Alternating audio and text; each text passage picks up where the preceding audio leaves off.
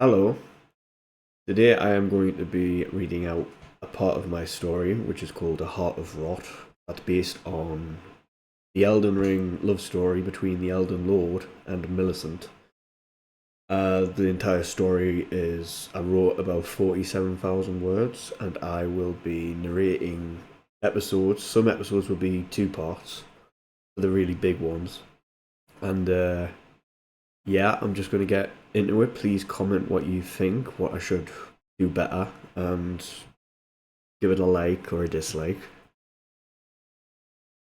Chapter 1. Desolation. The ashes of the Erd tree scattered the land, the royal capital Lindell, the outskirts, and the various farmsteads and villages were blanketed in grey fertilizing ash.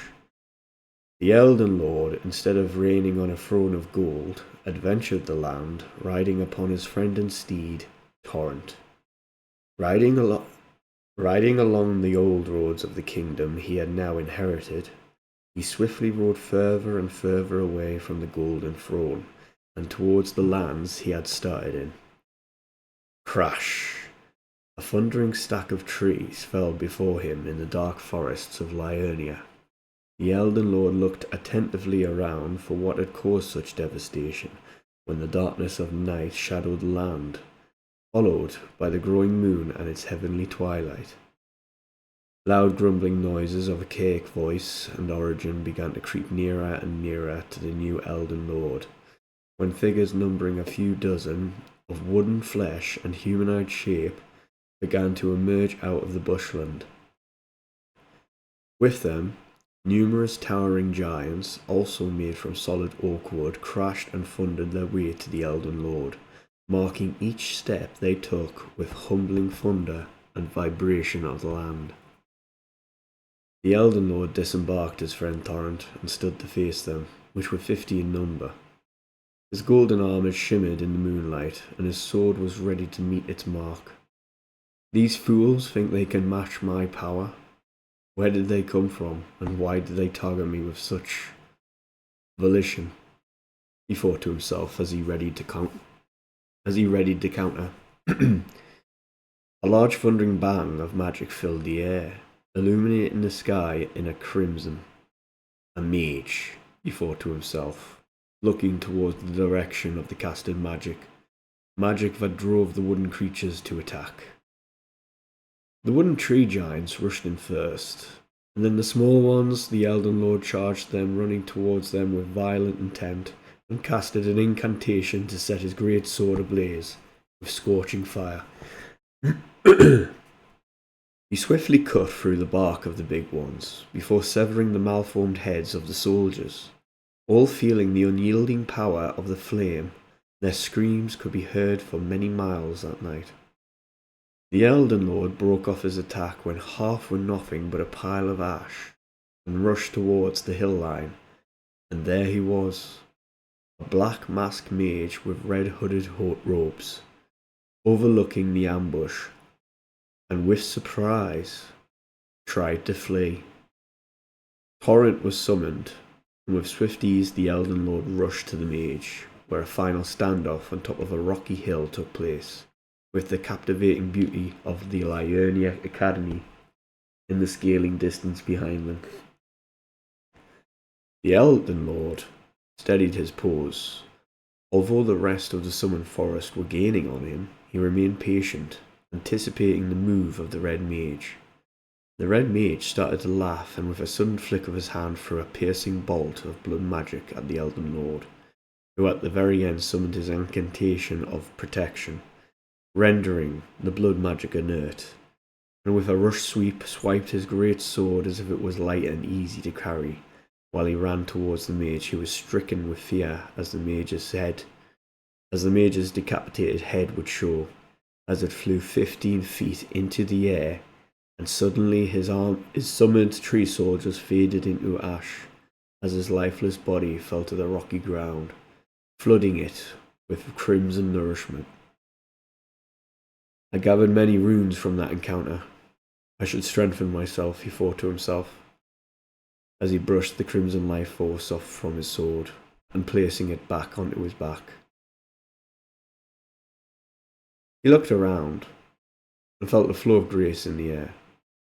Walking for half a mile, he came to a beautiful spot that overlooked the Liurnia lakes. He knelt, resting with a meditative stance, gasping in the ethereal splendor of the world, before resting and investing what runes he possessed into upgrading his strength and endurance.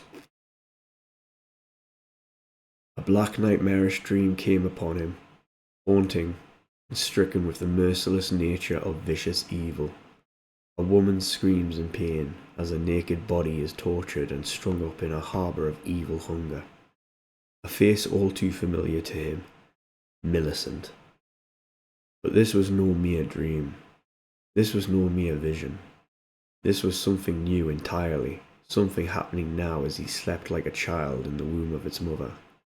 She was afraid, very, very afraid, and tears poured down her naked, bloody body as the darkness that surrounded her engulfed her body and soul. She screamed louder. The Elden Lord awoke in haste, as the sweat had poured out of him, only to find a bizarre-looking monk sitting beside him, contemplating his fate before uttering a word of introduction. "Who are you?" said the Elden Lord, wondering why this man of golden regal cloth and a mask of pure gold and Erd-tree wood was staring at him, as if he was dissecting his very soul. "Me? Well, I am the one who knows your sorrow, friend.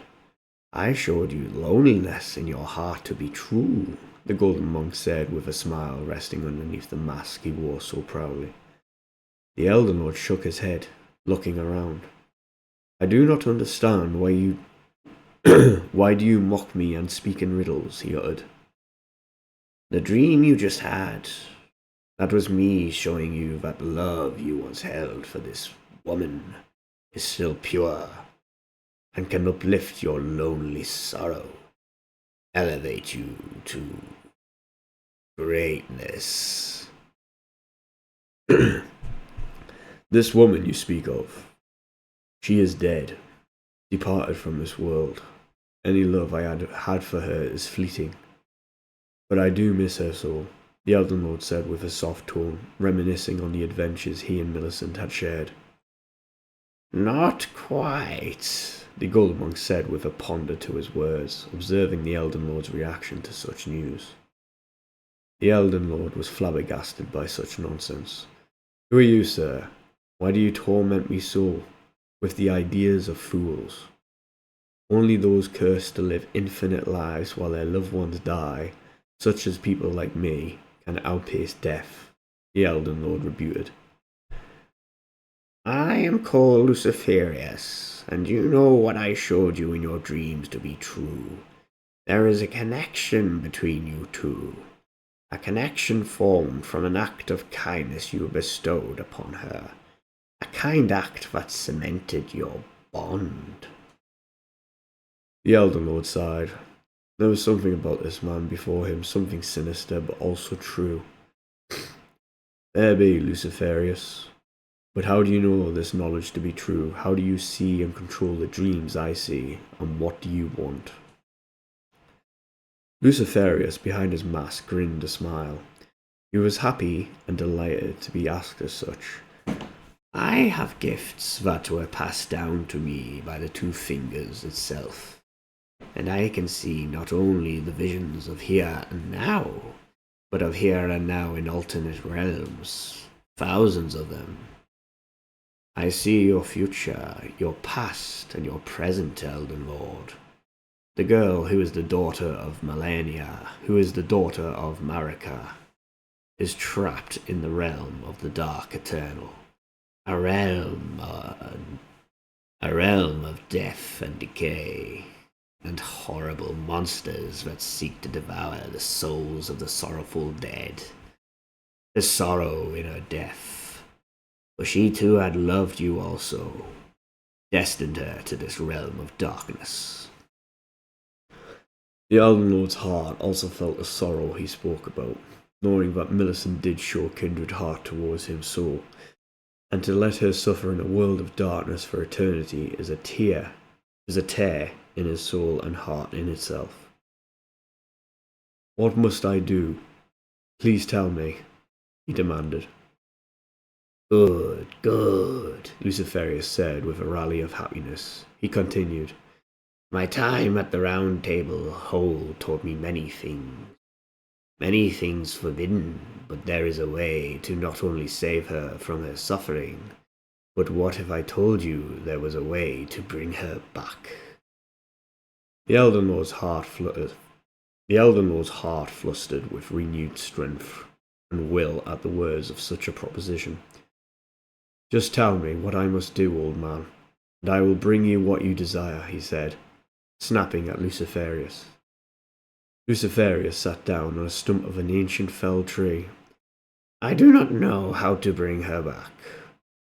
"So you lied to me, you trickster," shouted the Elden Lord, knowing it was all a trick. "Let me finish my words, noble Elden Lord. Across the sea is a library inside a stone castle made of gold, with gold veins that shine ethereal beauty to any that see. This castle is controlled by a demigod, a person of immense strength on the grounds of Marika herself. Once you have captured this castle, its library will be bare to you, and there you will not only find the way to breach this realm of darkness, but to bring back the ones you love most from its hungering abyss. The lands you seek are called the Regal Isles, and is a place most cursed." Luciferius, after finishing his words, stood up, looking towards the Liurnia Academy in the distance. "What a beautiful world this is! I have not seen the sun, nor the beauty of Numan architecture for some time. You know where to go, Elden Lord. We will meet again."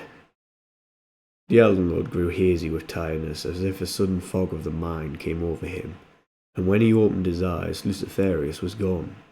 The Regal Isles?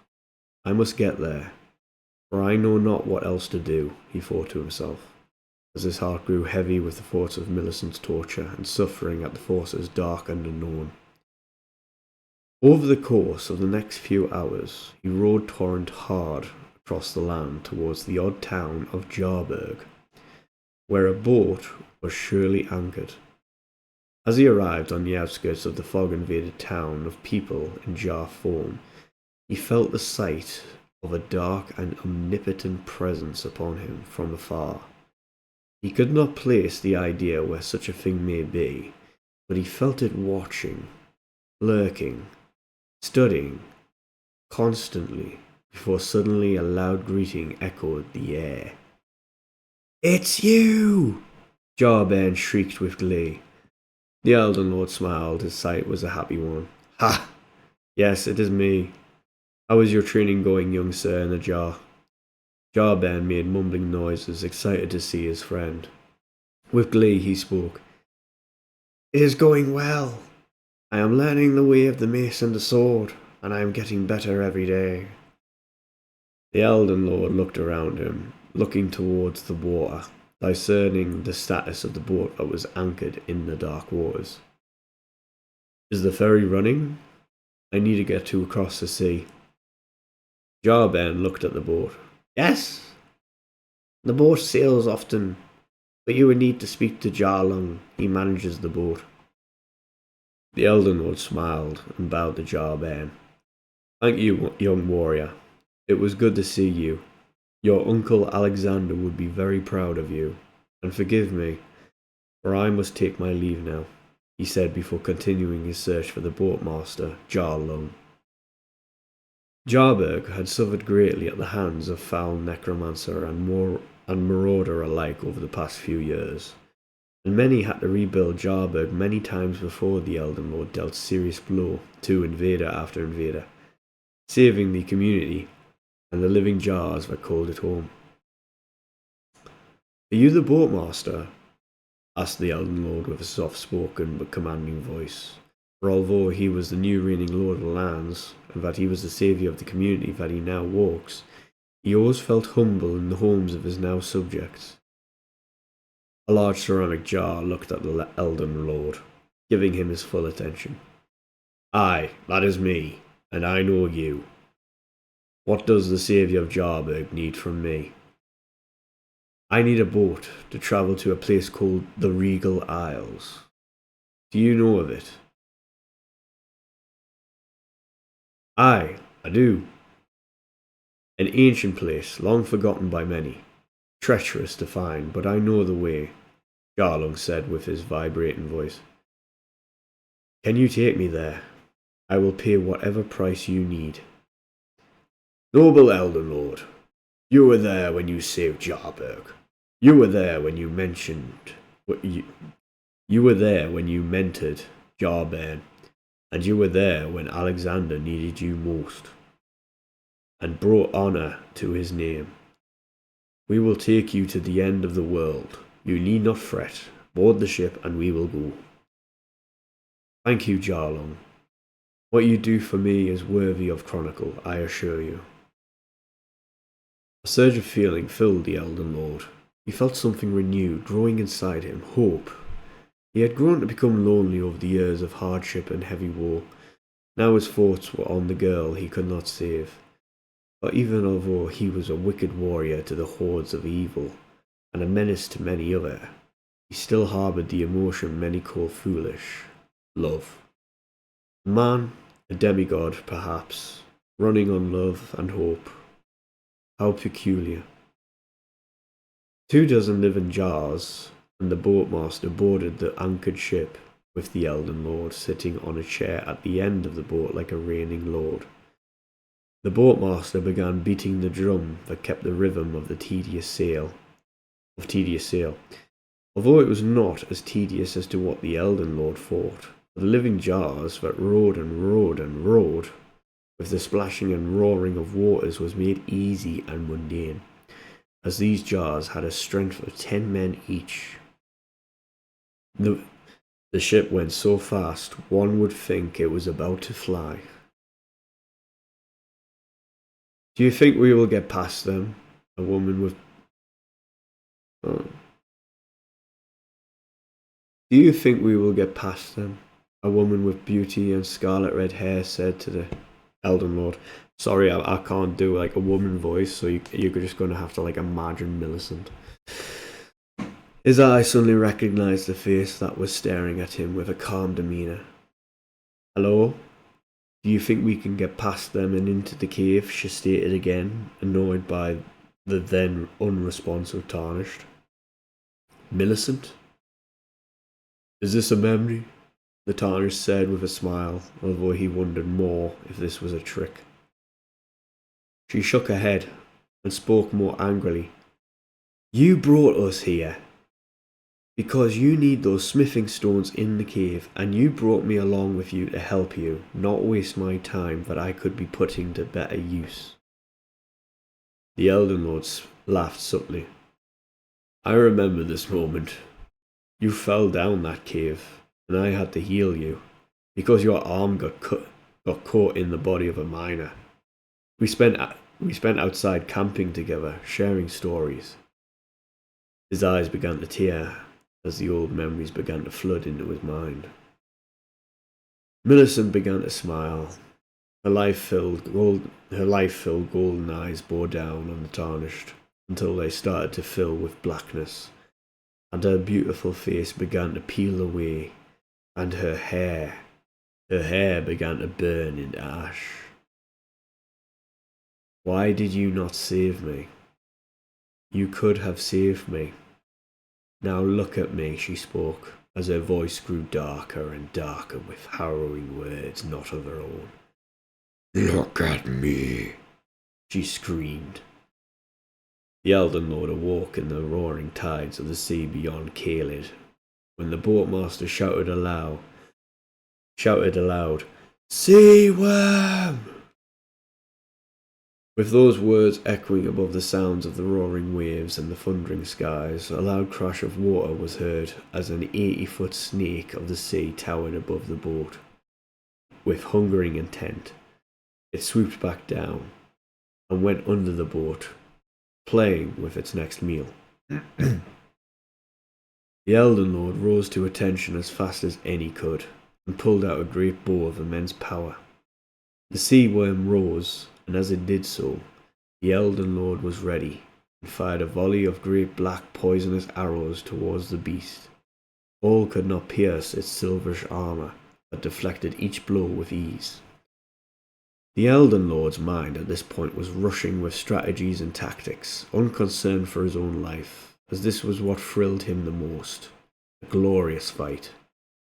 More volleys of great arrows began to flow out from his bow, and when the creature encircled the boat and attacked, smashing two of the crew into ceramic confetti, while their fleshy innards decorated the deck of the boat, shrieking in pain before the roaring tides threw them off the boat, food for the hungry fishers below. An anger soared inside the boatmaster when he pulled out from under the deck a large device, a pneumatic launcher.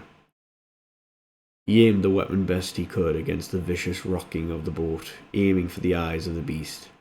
He fired, and a large thwomp noise followed, as it launched a spear of gold at the creature. Sailing through the air like an ethereal arrow, it pierced the creature's eye, skull, brain, and then back out from the other side. The creature fell to the roaring water, and the water itself turned to crimson as it sunk to the bottom of the ocean. Another day had passed. The boat had made incredible distance in such a short amount of time, knowing that he could sail the entire world with such a crew, pondering the adventures that he would undertake. And there it was before the eyes of the Elden Lord, the Regal Isles. So that was chapter 1. That was 2,973 words. I hope you liked it. Chapter 2 will be coming soon. And I was debating whether to use AI voice for this because I've got like a heavy accent, but I thought, there's so much AI shite these days, I may as well not. The only AI that was used was the thumbnails. And that was pretty much it, except for a little bit editing. But the AI didn't write any of the story. It's completely mine. And it took 1, 2, 3, 4, 5, 6, 7, 8, 9, 10, 11, 12, 13, 14, 15, 16, 17 days to write. Wow, okay. There will be more episodes. I mean, I've got nothing else better to do on this channel. So thank you. Thank you if you honestly, if you stuck out this long, big massive thank you. So like, comment, subscribe, like if you want to see the next one. I'm probably going to narrate it anyway, but thank you. And remember, I've got Instagram. Yeah. Cheers.